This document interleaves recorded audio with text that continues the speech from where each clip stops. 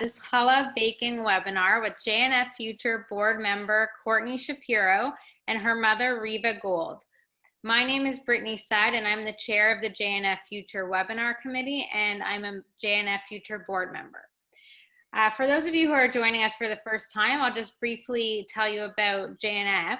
So for decades, the Jewish National Fund of Canada has cared for the land of Israel. This mission took the role of planting trees, building water reservoirs, preserving natural habitats, and building parks and bicycle trails. Recently, JNF Canada has taken on projects to strengthen the social infrastructure within Israel. These projects benefit Israel's vulnerable populations, at-risk youth, victims of domestic abuse, children with special needs, veterans, and the poor. In other words, JNF Canada directs your dollars to where they're needed most. Tonight's webinar is brought to you by JNF Future. JNF Future is the young professionals group of JNF, and it caters to the under 40 age group. We plan a variety of events throughout the year, with all proceeds going to a project in Israel. This year, the JNF Future Board has chosen Jaffa Dalet After School Education and Enrichment Center in Tel Aviv, Israel. The center provides educational, nutritional, recreational, and therapeutic support to at-risk children and teenagers. While the center currently serves 30 children, there remains a critical need within the community to assist additional children and teenagers and their families. The neighborhood in which the center operates is one of the most deprived and poverty-stricken areas in Israel, with 50% of the population living below the poverty line. To address these challenges, the money being raised from our events will help to expand programs to help marginalized children and teenagers at Jaffa Dalet to enjoy the full benefit of the Jaffa Dalet enrichment programs. So to those who are able to make a donation today, thank you for helping us and Jaffa Dalet stay on track with the program expansion. As the high holidays begin tomorrow, and with some of us prepping holiday meals for the first time, we wanted to get you prepared with a table staple, challah. What would Rosh Hashanah be without challah and honey? You should have watched the pre-webinar video and have your dough ready to go, but if not, feel free to take notes. We'll be posting the video tomorrow on our YouTube page. This evening, Riva and Kortney will be leading us in shaping and topping our challahs. If you have any questions along the way, please type them into the chat, and we will take questions after each demonstration of challah braiding. So I'll ask that everyone mute themselves during the presentation, and if you have a question, just type it into the chat. For nearly 30 years, Riva has been experimenting and making challah. Her daughter, Kortney, a member of the JNF Future Toronto board, would welcome the fragrant smell permeating the house from the freshly baked challahs prepared for Shabbat. Now in her own home, Kortney continues on with this tradition passed on by her mother. Riva's challah recipe continues to be shared among their friends across North America, and we're thrilled to have her share it with us this evening, and for her and Kortney to join us for this special and intimate pre-Rosh Hashanah webinar. So I will pass it over to Riva and Kortney to begin the demonstration. Thank you. Thank you, Britt. Hi, everybody. Hi, everyone. I'm Kortney, my mom, Riva. So I prepared tonight some dough, and I'm going to assume many of you have never made challah before. So I hope most of you at least tried to make the dough and let it rise. And I didn't do anything to my dough. I allowed it to rise. This is it, how it's proofed. So the first proof takes roughly anywhere from an hour to 2 hours. And you put it always in that lightly oiled bowl. And now I'm taking it out, and I'm going to show you. You take all the air out. I usually sprinkle a little bit of flour down, and I said, I think in the video that you have to aerate your flour because it sits in a container and it gets packed. So now I'm taking out all the carbon dioxide that the yeast has created from having eaten all that sugar. And I'm going to divide the dough in two so that I can have two smaller challahs rather than one large. This is usually what I do, but you can make one big one if you so choose. I always preheat my oven to 350. I always have my baking sheets ready to go with lined parchment. You do not spray it. You can use a Silpat cover as well. And then I divide the dough, approximate of course. I keep the saran handy. I have a little bit of that.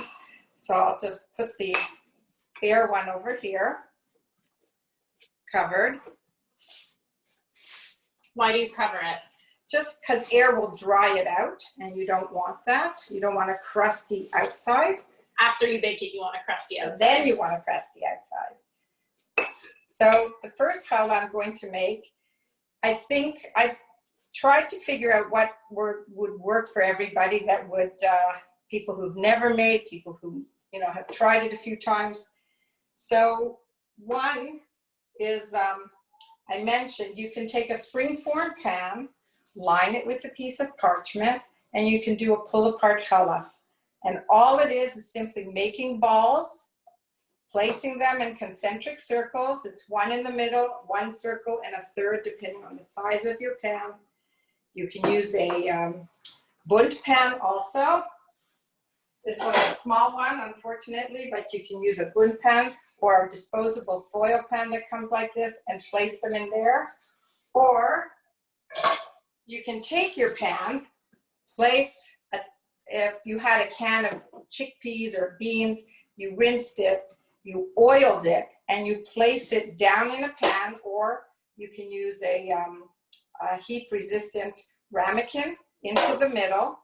You put the balls all the way around, glaze it, bake it, and at the end you remove the can and you have an area where you can place a bowl of apples, honey, or even small flowers as an arrangement for a centerpiece.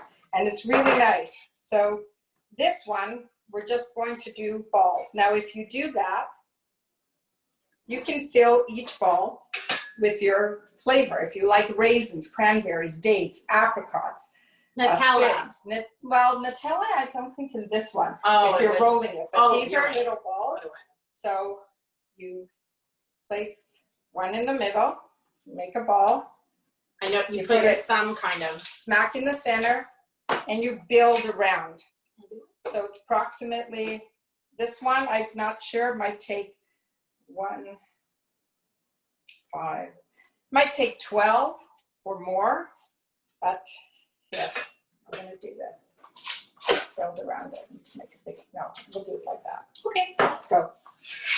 Pressure's on. For me at least. And again, even though they're small, they will rise.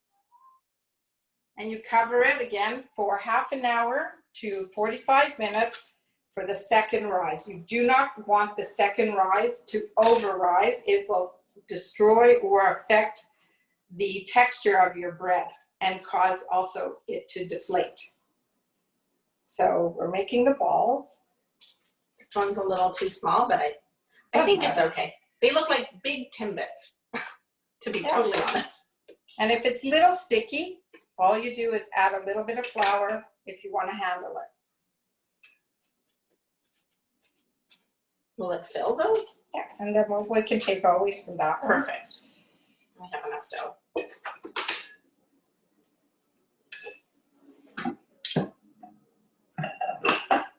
So again, you can also, when it comes to glazing these challahs, you have a choice of a plain egg wash, 1 egg. You can take an egg yolk. You can take egg and add honey, maple syrup, date syrup, and it gives it a little sweeter, and it makes the dough go more golden when it's baking. It darkens it.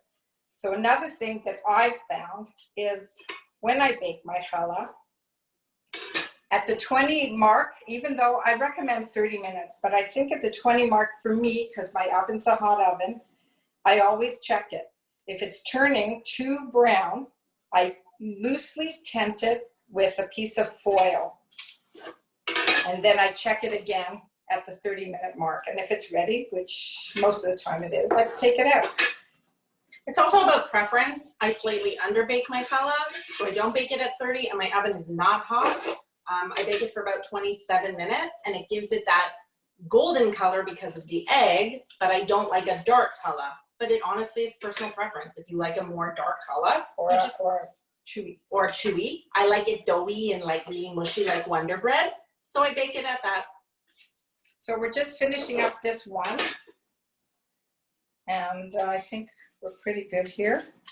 And it's not perfect, like I'll show you after, but we're just putting them because what happens is in the oven, the balls will expand. And when they expand, they start to touch. And when they touch, you fill up all the empty space that's in your springform pan or your blend pan or whatever pan that you choose to use. Plus, we're going to now let it rise for half an hour, roughly, to 45 minutes cover. So I've placed the balls. They're loosely placed. I don't know if you can see. You can take it. Okay, take it. So again, it's not perfect. I don't want to tip it too much, but they look like little matzo balls and they're touching, but there's space. And we're going to take it over here. And now we're going to just cover it and put it in a warm place to double, to rise. So the next one is a very simple recipe, shape, which you often see if you go to Sobeys or Richmond's Bakery, and or what do you call it, Hermes. And basically, it's a turban. It's a spiral. So you can make a basic spiral, or if you want to fill it, you can roll it out, take a rolling pin,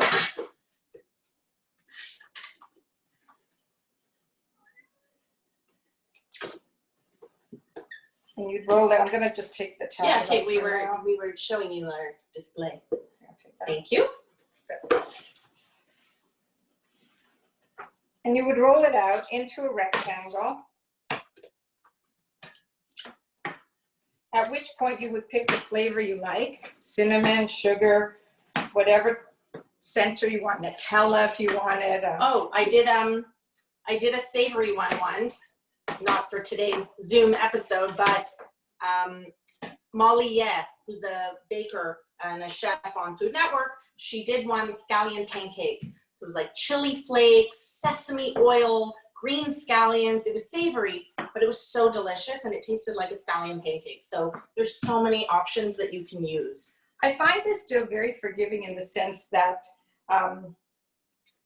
you can make cinnamon buns with it. You can make savory breads, and you can do babka. It's an amazing dough for babka, which you can put chocolate, make a cinnamon one, you can make a cheese one with raspberry filling. It's just a very easy dough, very adaptable. So now, roughly, I've rolled it out, and I'm going to take, so I brought different options just to show you. There's za'atar you can use.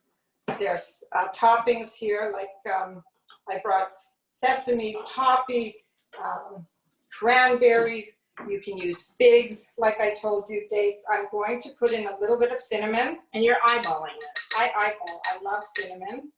And I'm going to put a little bit of sugar in. I don't really measure this. Why should you? It's sugar and cinnamon. More is better, in my opinion. If you use an apple filling, beware that apple releases a lot of juice, especially if you're going to squirt it with lemon. And you will have to gauge cooking time longer because the inside of your dough will be wet. So my recommendation is to make an apple filling the day before. Cut the apple into small pieces, cook it like as though a jam or compote, and then let it chill. It'll thicken and it'll be more spreadable, or you can even buy apple butter, which will work just as good. Which ironically has no dairy in it. It shouldn't, at least, even though it's called apple butter. It's really yummy on a cheese board though. So now I'm just generously spreading all my cinnamon sugar all over the dough. And like I said, we love cinnamon, so. I'm a cinnamon babka girl any day of the week over chocolate. I don't want to offend anybody, I'm sorry. But cinnamon under-baked babka is, whoa. And this, oh my God. Okay, so I'm spreading it. I'm leaving a little bit for the topping. And now what you do is you start to roll, but you pull. Here, move the rolling pin for a sec. I'm going to turn this way. So you start to pull and tuck it in. Pull and tuck. Because you want it tight and you want to roll it. Is it As fair, many rounds. is it fair to say, like, if you were to make a cinnamon bun, like you're pulling and you're rolling, because like you want it to keep the inside or the filling intact. And this is a pretty, but you also want as many spirals, Exactly. like if you can.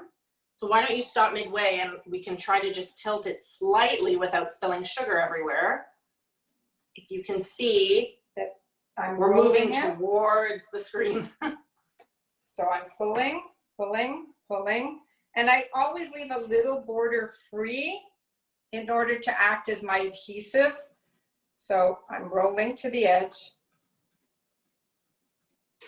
I made that mistake once. I went all the way to the edge. I made cinnamon buns with her challah dough recipe. They were delicious, but they totally exploded because they couldn't stick together. So now I've pinched it, I've sealed it. Now this is the fatter end. I'm going to use the fatter end as the center, and I'm going to just merely pull and make a spiral. It's like a snail. And I'm going to gently tuck it under so that I have, if you can see, it's a small spiral, but it will rise. And I'll place it on the baking sheet with, I need cling wrap. Or a damp towel. Or a too. damp towel. And I'll place that there. And she taught me to, if you don't have cling wrap or you don't want to use cling wrap, just dampen lightly a towel, because you don't want the dough when it's rising to stick to its little cover, its blanket. So here I'm covering it up and I'm going to place it in a warm place. Another color, I have to get my dough. Here's another one that's proofed.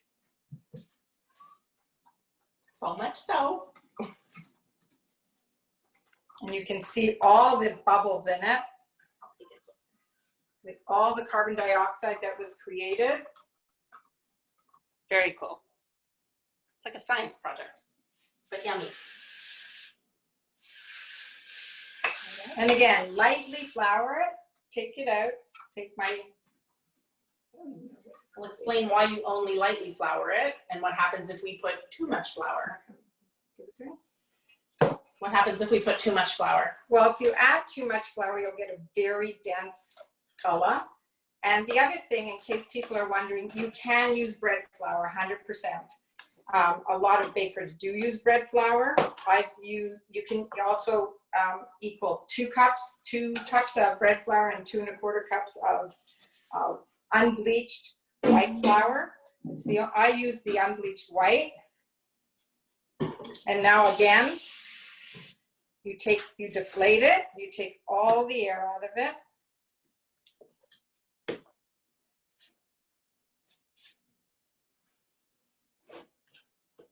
I'm going to get a little more flour just because I don't want to get sticky.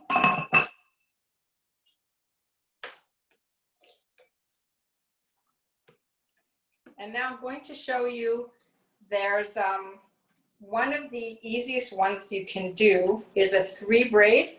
Same thing as the turban or the spiral. You braid it and you roll it. And that's pretty much it. Very easy. When you say you roll it though, you roll it Again. side to side? No, well, you'll make 3 strands. I'm just trying to think. Yeah, because you want to do 3 and 4. Yeah. You want each piece of your dough when you're braiding it to be equal weight. So this one will be a little smaller because the next one I want to show you is 4 strands. So again, wrap it, put it to the side.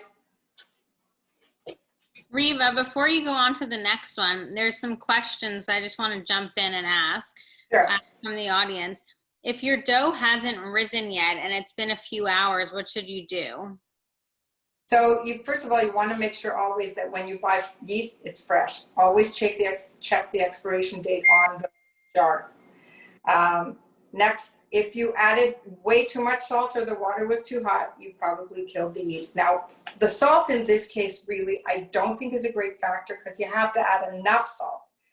But the temperature of the water will definitely affect it. Cool water will just retard the rise. Warm to hot, like really warm, will kill the yeast. So that could have been an effect as well if it's not fresh yeast or if the water's too hot, or if you didn't add enough yeast.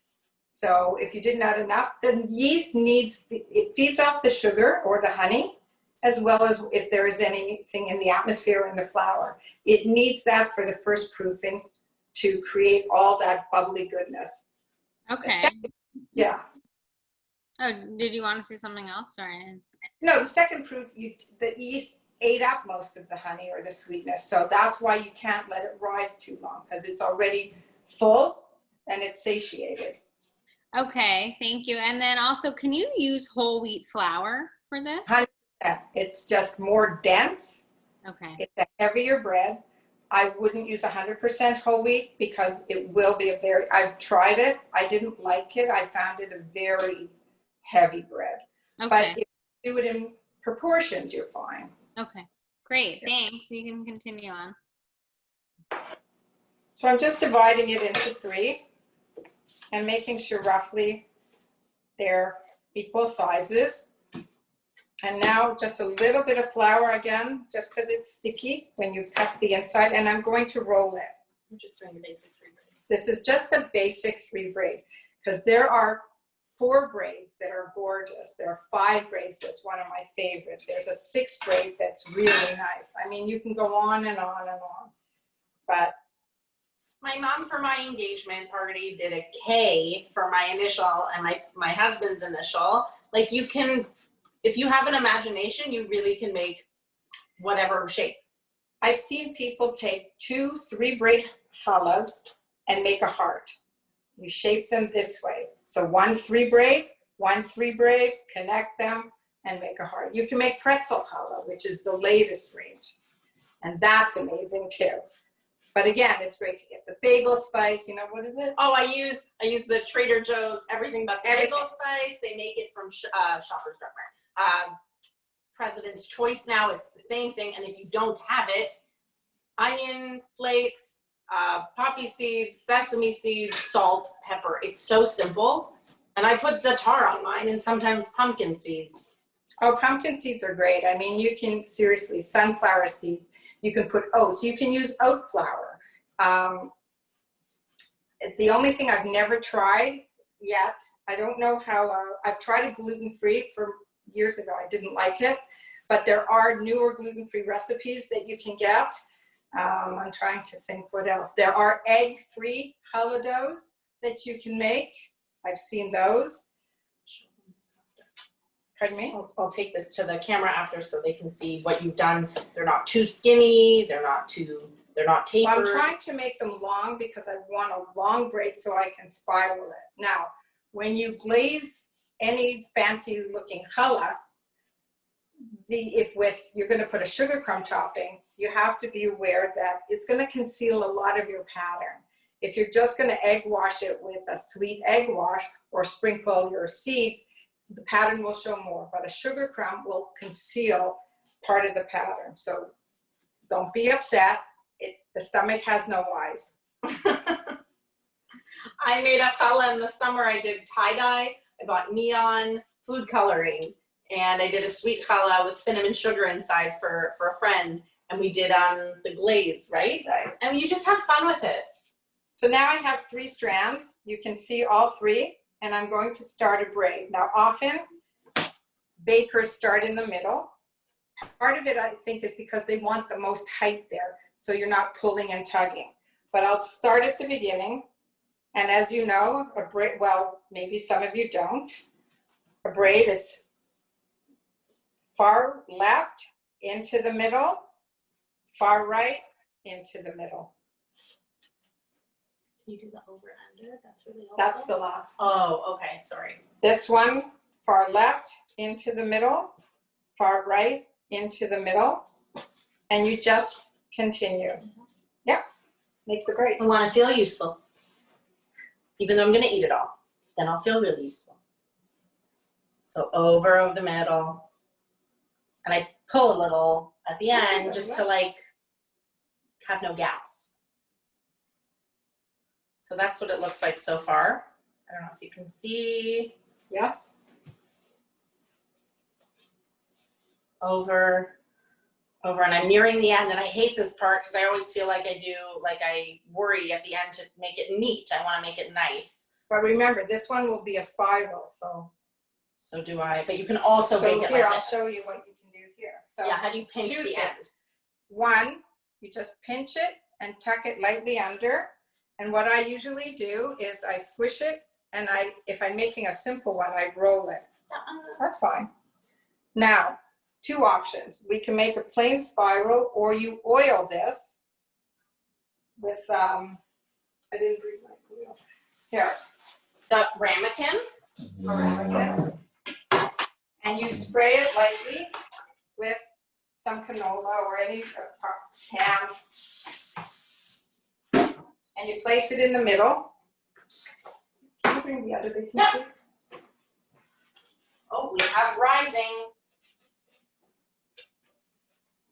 But you can also bake it plain, like a 3 braid straight. Yes, so this one you can do in a spiral just like this. And it comes out like that. Or we take the ramekin and we bring the challah all the way around, attaching it here. Show them. Literally the same thing, just using that ramekin as a centerpiece so you can flip it over after with a clean. Like you'll take it out when it's baked, and now you'll have a centerpiece for your cut up apple, your pomegranate seeds, your honey, or like I said, a small vase with flowers, whatever your preference. So now that'll go and rise. That's a great idea. I love that. Thanks. Yeah, it's just really nice, especially when you have little kids and they see the pull apart challah with a centerpiece, and they all pull off their chocolate chip or their cinnamon or cranberry. So Also, I just want to take a moment and say l'chaim to all of you, and to you, and to Ruthie, who you can't see, but she's our JNF superstar over here on JNF staff. So l'chaim to all of you. I'll probably be the only one doing this, but that's okay. Yeah. Riva, there's another question actually. What happens if your dough has doubled in the fridge at night, but baking isn't until the morning? okay, so you must be up late, whoever asked that question. Did they check their fridge at 2 in the morning? So the rule of thumb for me is they say you can retard the rise in the fridge for 24 hours up to. I personally don't like to, and basically you just have to punch it down and leave it in the fridge. You have to, because it depends. If you've used a small bowl, you have to use a bowl large enough to allow the dough to rise in double. But if it's over risen, my suggestion basically is if it's in the middle of the night, punch it down, cover it up, and take it out in the morning. Because the cold should not allow it to go full, but I've read enough where it says you can leave it up to 24 hours.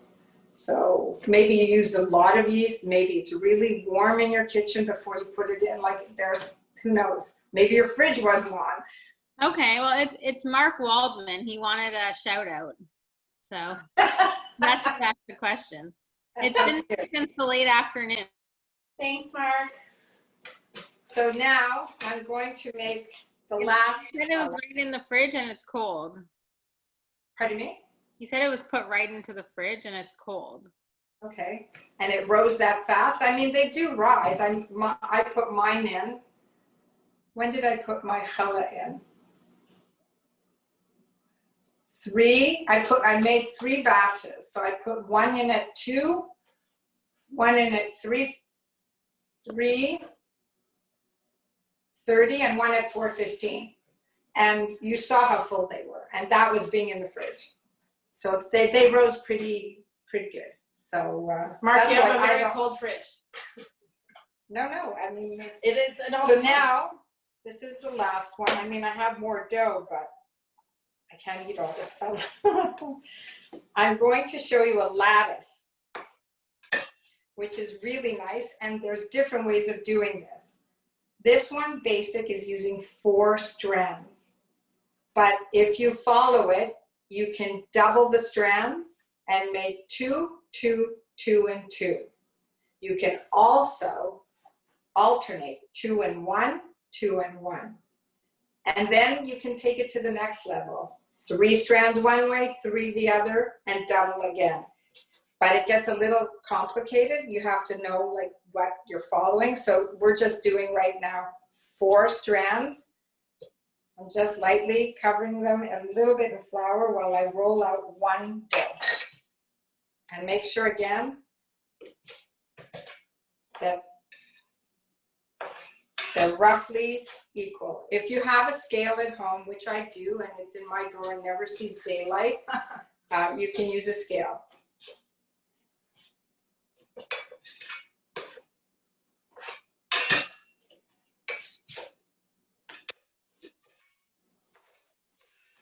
Okay, so now I have my 4. I'm going to again roll. Now some people, what they like to do is take the hunk of dough, use a rolling pin and roll it out as well into a rectangle.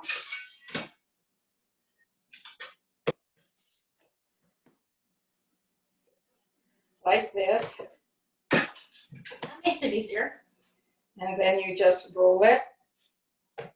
Well, it makes it a little neater log. And you just, again. I saw some people taper it at the end. Yeah, so there are some people, especially when they do the 5 braid, they lengthen the ends into a point, and then they reshape the challah into an S or into a heart or a pretzel shape. Can the braid be laid flat on the baking sheet? That was another question that just came in. So I'm not sure what they mean. Like plain braid onto a baking sheet? If you make a braid now, I can literally lift it and put it onto the baking sheet. Leave it as a traditional challah that's 3 braid, 4 braid, 6, 7, whatever. I find it best to braid on a board and lift it, but if it's easier for somebody to just braid directly onto a baking sheet, why not? Thank you. So I'm trying to, no problem, I'm trying to make, again, the strands long so I can at least show you like a few, the way it goes around. No, I'm doing it 4, yeah, but the way you wind it. I like long chalot. I do really, really long skinny. I know people who like really, really short and squishy because then it rises more and has that crown at the middle, which, as my mom was saying earlier, there's a technique to that. Yeah, what you can do is when you're shaping, if you're using the whole dough, if you want, you can cut the strands so that the strand becomes thicker towards the center and then tapers again. It will give you a challah that's like a mountain. Yes. And again, you'll see those often in Sobeys, bakeries, and they're also very nice. If you're making challah, period, it's nice. Like at the end of the day. Actually, challah, the name challah, comes from the portion that they used to take for the sacrifice. And over time, that portion, challah, became the name of the bread, challah. Did they have Nutella back then? Absolutely, yes. Can you tell I got a slide of that? And peanut butter. You could do peanut butter and jelly too. There's so many things you can do. I mean, it's such a versatile dough. Can you make pizza with this stuff? That I don't know. No. It is the closest relative to this bread is brioche. And brioche is with butter, and it's really good. And I've made it, and it's really amazing.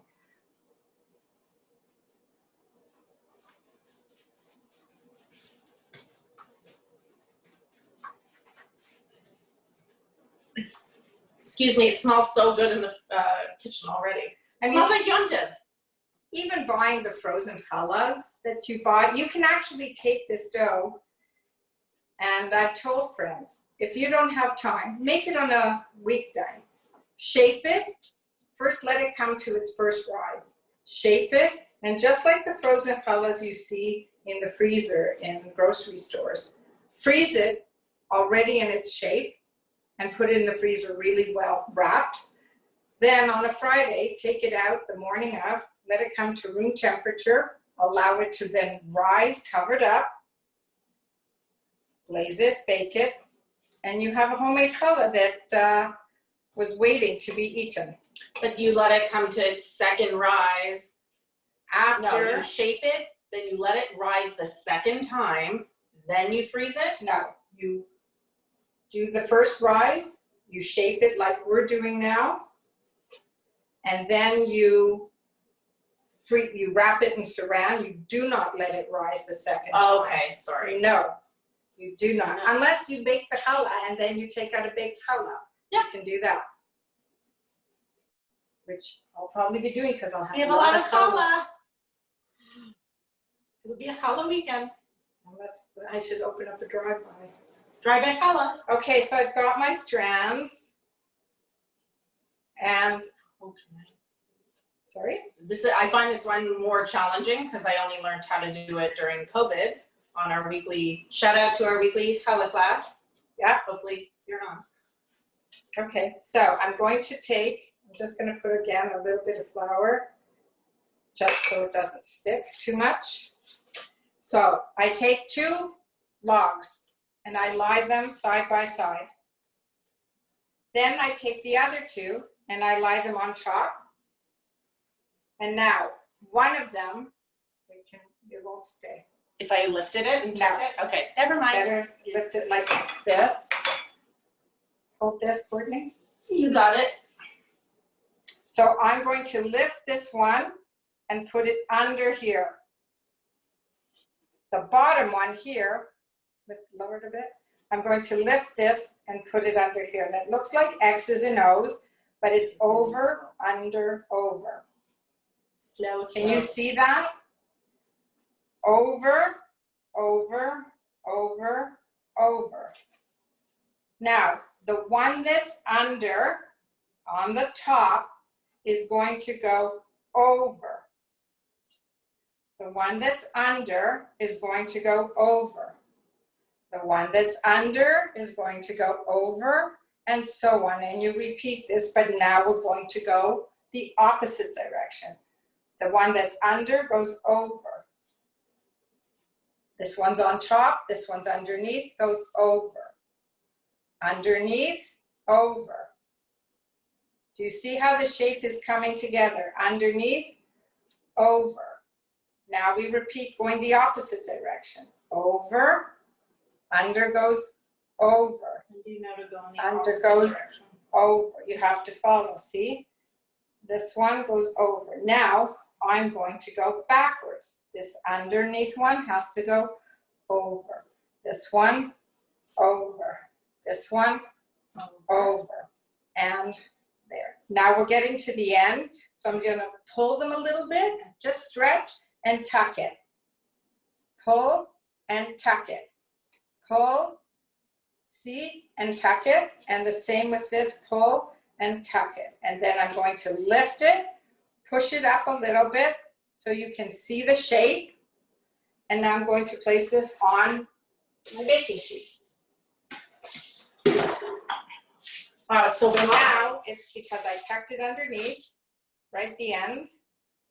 And now I have a beautiful, you want to take it and just show them. Like a little baby. Like a challah baby. Show the top. The top.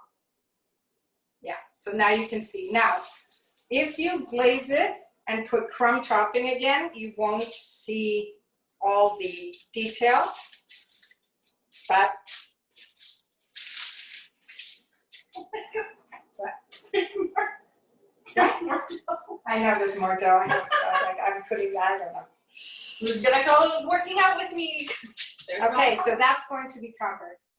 And the last one I'm going to show you, pomegranate. Oh, okay. I'm going to show you Wow. how to make pomegranates, which are really easy for people who are baking for the first time, who have little kids, or who just want little buns. And again, you can fill it with your raisins.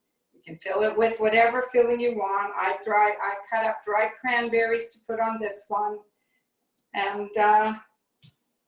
And they freeze really well. You can make hamburger buns out of my dough. It's really good. And Oh, I'm sorry.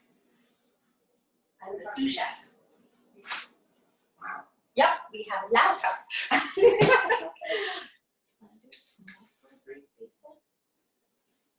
No, No. I think it's Too much. Okay. Okay, so now I'm going to have to find lots of space in my freezer. You'll have challah for breakfast on Yom Kippur. That's all. Okay, sprinkle. Nope, I got it. Again, you have to get a little more flour. I'm gonna check on the other ones that are rising. Oh, wow. So take the air out. See, all the air has to come out.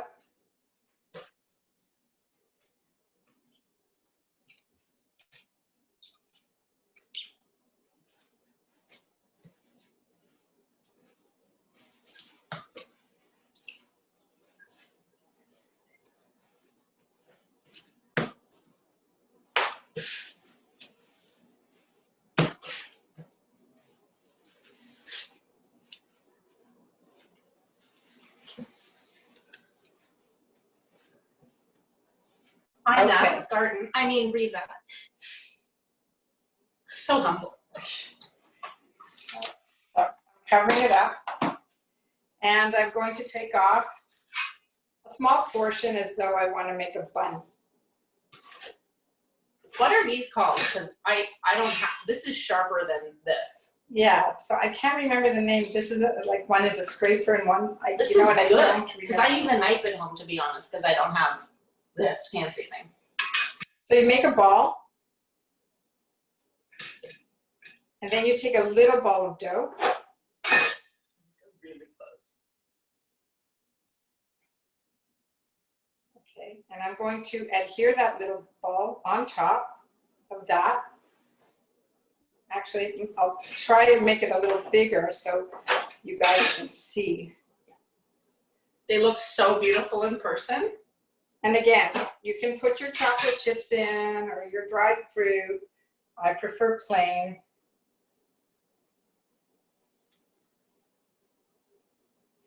And take the little ball on top.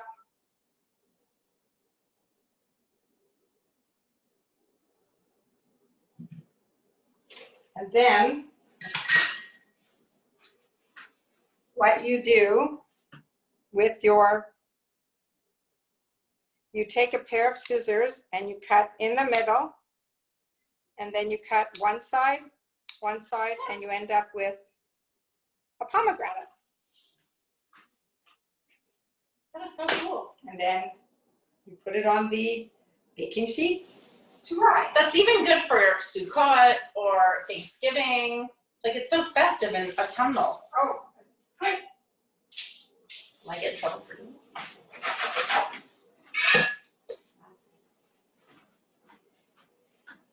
So those are the styles. Obviously, there are a plethora of other styles: basic 3 braid, basic 4 braid, the leaf, the heart.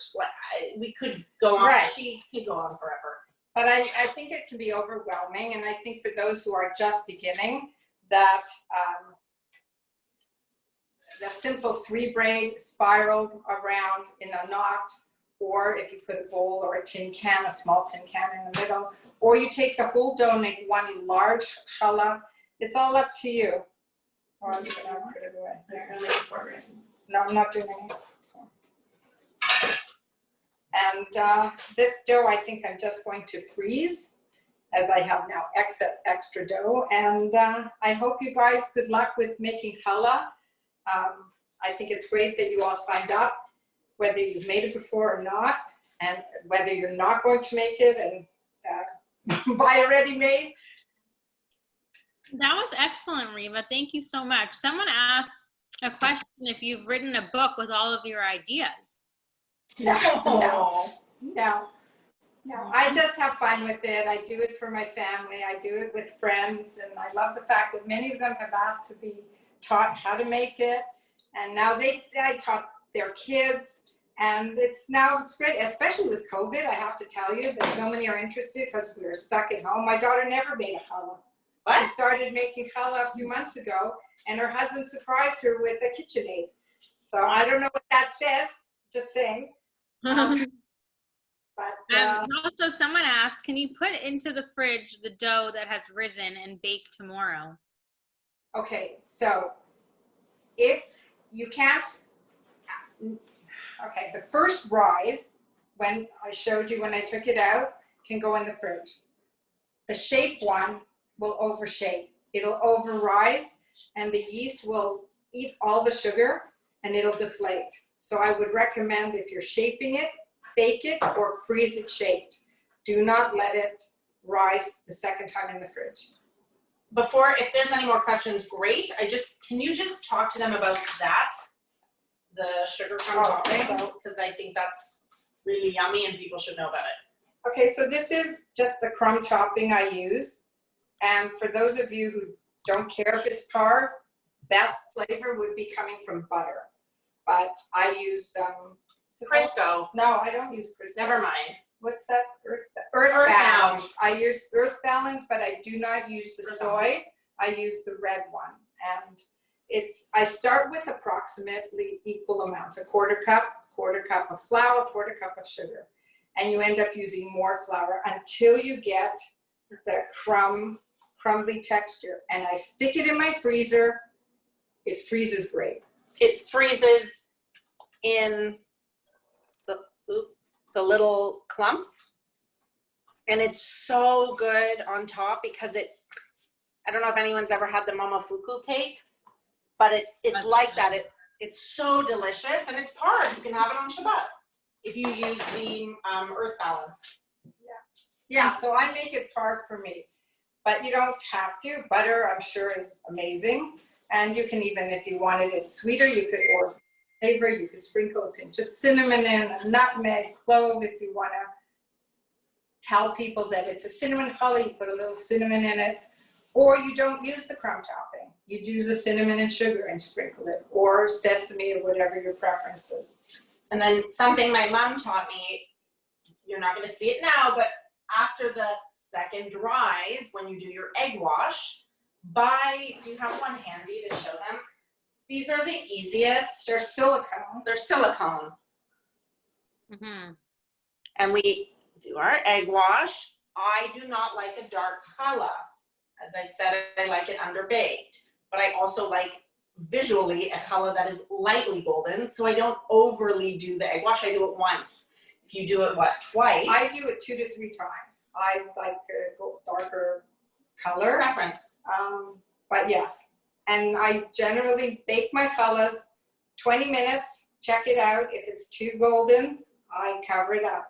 If it's not, I check again in another 5 minutes, but it's usually done in 30 minutes, sometimes 27.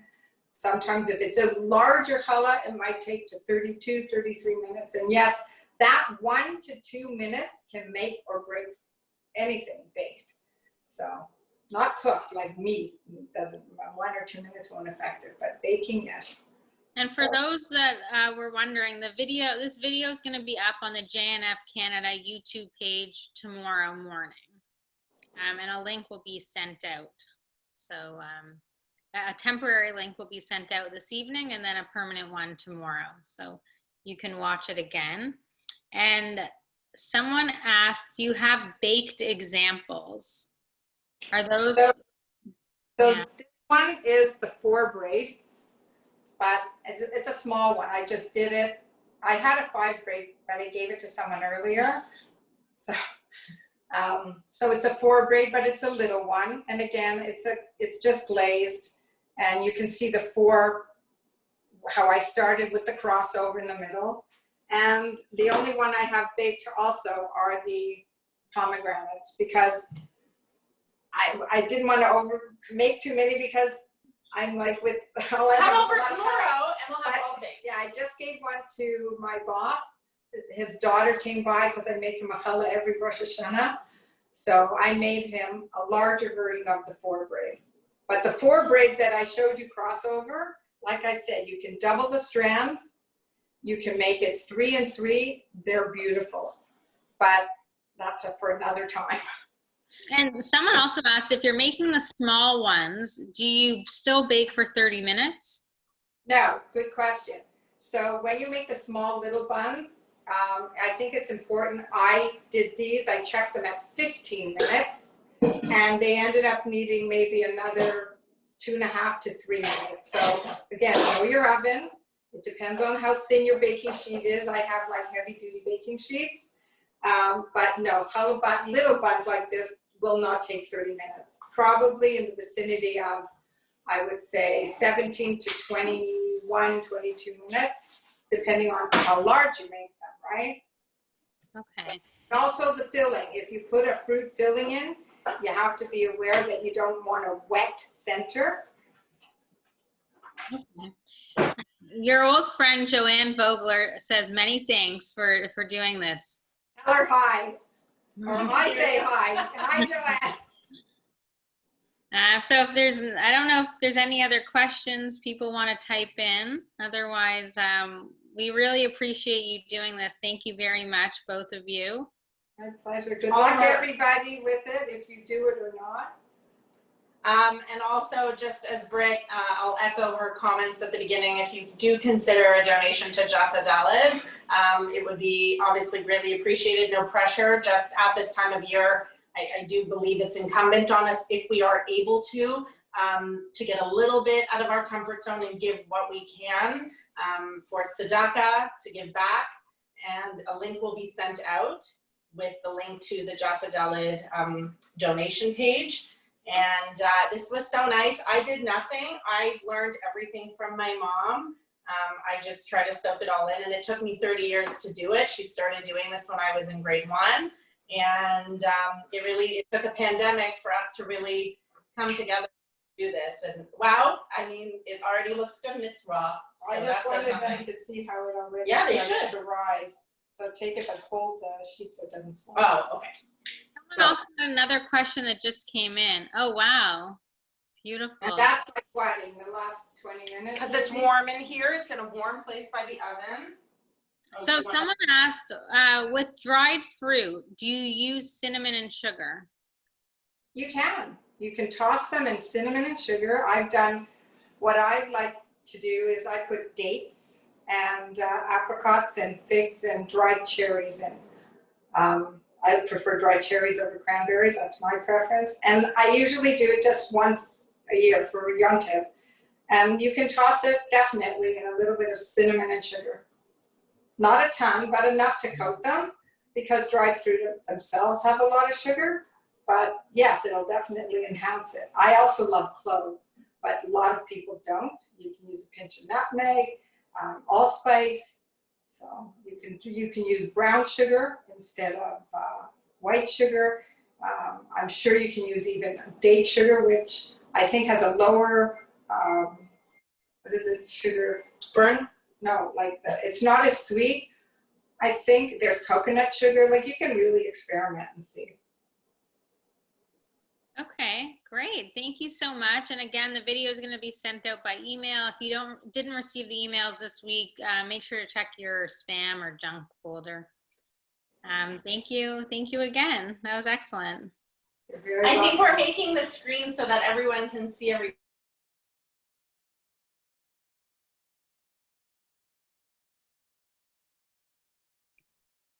Oh, I think you're muted.